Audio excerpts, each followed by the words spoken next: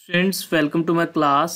Students हम chapter number 9 chemical equilibrium के बारे में पढ़ रहे हैं और जो टॉपिक हमने इसमें स्टार्ट किया हुआ है वो है macroscopic properties of dynamic equilibrium.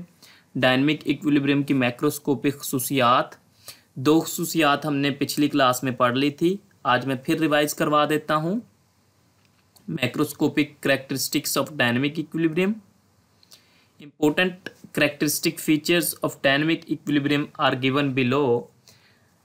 कौन कौन से फीचर्स हैं जी? पहला फीचर है an equilibrium is achievable only in a close system. Equilibrium को सिर्फ बंद सिस्टम में ही हासिल किया जा सकता है। बंद सिस्टम कौन सा सिस्टम होता है? In which substance can neither leave nor enter, जिसमें ना तो कोई शय दाखिल हो और ना ही बाहर निकले। तो स्टूडेंट्स डायनेमिक इक्विलिब्रियम को सिर्फ एक बंद सिस्टम में ही हासिल किया जा सकता है जिसमें से ना तो कोई चीज बाहर निकले ना ही उसके अंदर दाखिल हो। एट इक्विलिब्रियम स्टेट, इक्विलिब्रियम की हालत में reaction does not stop, reaction रुकता नहीं है। Forward and reverse reaction keep on taking place at the same rate. Forward और रिवर्स रिएक्शन एक दूसरे की रफ्तार से हो रहे होते हैं, यानी बराबर रफ्तार से हो रहे होते हैं, बट इन अपोजिट डायरेक्शन, लेकिन मुखालफ समत में। तो स्टूडेंट्स यहाँ तक कल हमने बात कर ली थी। जो नेक्स्ट 3 प्रॉपर्टीज़ रहती हैं वो आज की क्लास में हमने पढ़नी है। चलें जी स्टार्ट करते हैं।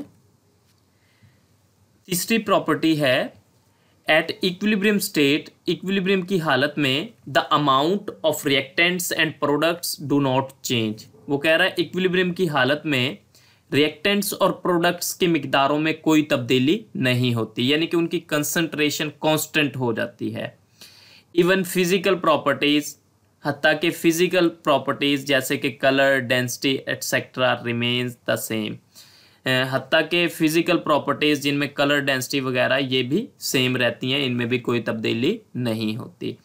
तो स्टूडेंट्स आपको पता है कि डायनेमिक इक्विलिब्रियम की हालत में जिस रफ्तार से फॉरवर्ड रिएक्शन होता है उसी रफ्तार से रिवर्स रिएक्शन होता है। जितने रिएक्टेंट्स प्रोडक्ट में तब्दील होते हैं उतने ही प्रोडक्ट दोबारा रिएक्टेंट्स में तब्दील हो जाते हैं। तो जितने प्रोडक्ट रिएक्टेंट में तब्दील हो रहे हैं उतने ही रिएक्टेंट प्रोडक्ट में तब्दील हो रहे हैं।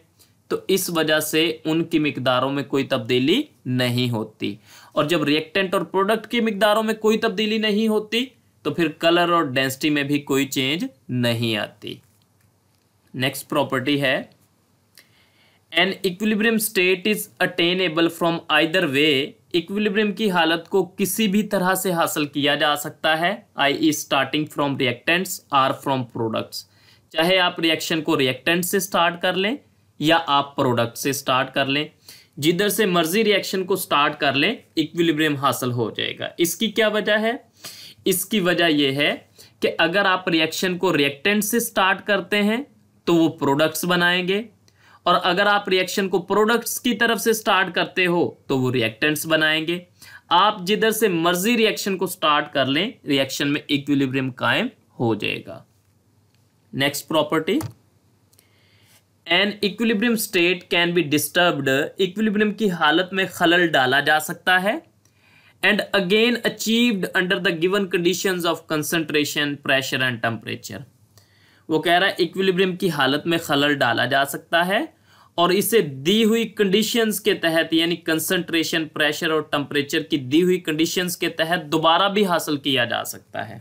आप एक दफ़ा इक्विलिब्रियम की हालत को डिस्टर्ब कर दें, जब आप इक्विलिब्रियम की फर्ज करें आपने वहाँ से प्रोडक्ट्स रिमूव कर दिए, तो दोबारा से फिर क्या होगा? फॉरवर्ड रिएक्शन तेज हो जाएगा, रिवर्स रिएक्शन की स्पीड कम होगी, लेकिन आहिस्ता आहिस्ता फॉरवर्ड रिएक्शन की स्पीड कम होगी, रिवर्स रिएक्शन की स्पीड बढ़ेगी, और दोबारा से एक वक्त ऐसा आ जाएगा कि जिस रफ्तार से फॉरवर्ड रिएक्शन होगा उसी रफ्तार से रिवर्स रिएक्शन होगा, और हम कहेंगे कि रिएक्शन ने दोबारा से इक्विलिब्रियम हासिल कर लिया है। तो स्टूडेंट्स आज हमने डायनेमिक इक्विलिब्रियम की जो बकिया 3 प्रॉपर्टीज रहती थी उनके बारे में पढ़ा है। सबसे पहले हमने बात की है कि इक्विलिब्रियम की हालत में रिएक्टेंट्स और प्रोडक्ट की कंसंट्रेशन में कोई तब्दीली नहीं होती। इसकी वजह यह है कि जिस रफ्तार से फॉरवर्ड रिएक्शन हो रहा होता है उसी रफ्तार से रिवर्स रिएक्शन हो रहा होता है, यानी कि जितने रिएक्टेंट प्रोडक्ट में तब्दील हो रहे हैं उतने ही प्रोडक्ट दोबारा रिएक्टेंट्स में तब्दील हो रहे हैं।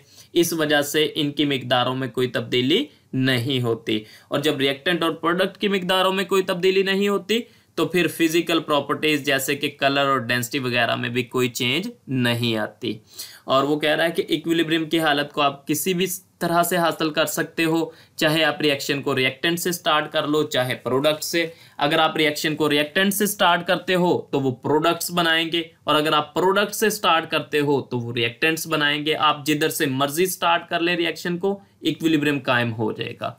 और लास्ट प्रॉपर्टी आपने पढ़ी है कि इक्विलिब्रियम की हालत में खलल डाला जा सकता है और इसे दी हुई कंडीशंस के तहत यानी कंसंट्रेशन, टेम्परेचर और प्रेशर के तहत दोबारा से हासिल किया जा सकता है। स्टूडेंट्स, ये बड़ा इंपॉर्टेंट टॉपिक था लॉन्ग क्वेश्चन के पॉइंट ऑफ व्यू से।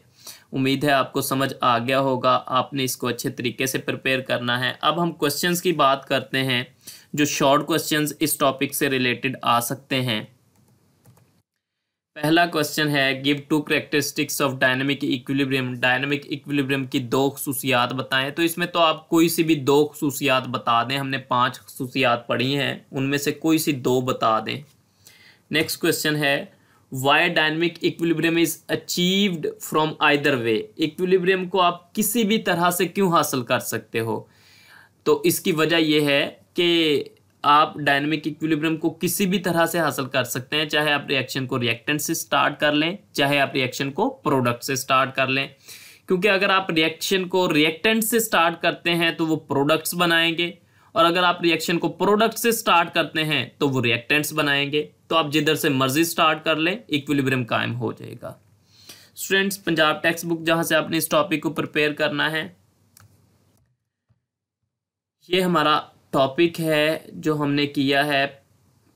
2 प्रॉपर्टीज़ हमने कल कर ली थी और बाकी जो 3 प्रॉपर्टीज़ रहती थी वो आज हमने की है। इस तरह हमारा टॉपिक कंप्लीट हो गया है। इसको आपने अच्छे तरीके से प्रिपेयर करना है। Thank you students.